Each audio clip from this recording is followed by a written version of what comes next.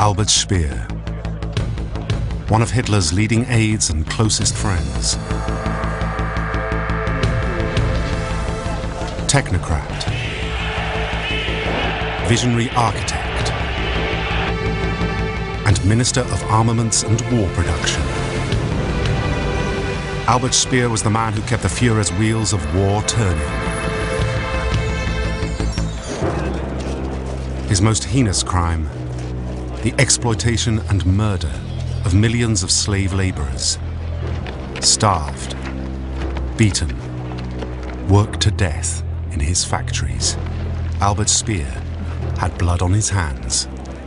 In today's lesson, we will continue our personality study on Albert Speer by assessing his involvement in the Nazi Party.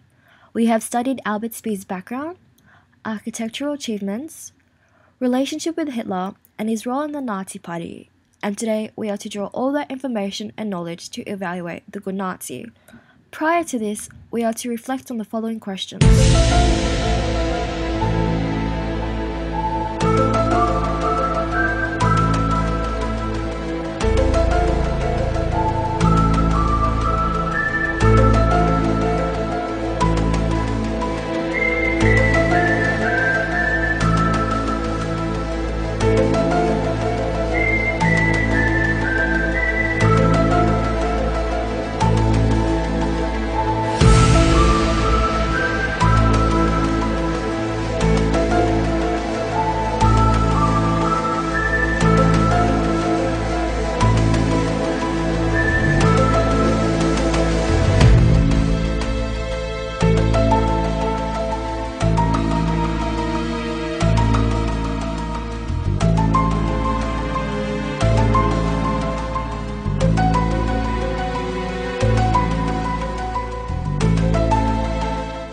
Tall, conventionally good-looking, and capable of a quiet charm is how Albert Speer has been described by Professor Overy. Speer cooperated with the investigators of the Nuremberg war crime trials, voluntarily providing detailed information regarding his involvement with the war effort.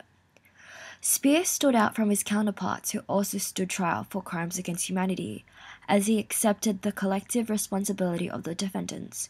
However, Speer refused to admit individual guilt, rather presents himself as part of a system. Speer had tried to distance himself from Hitler's ghostly presence at the tribunal, and was later quoted to have said, "One seldom recognizes the devil when he has his hand on your shoulder."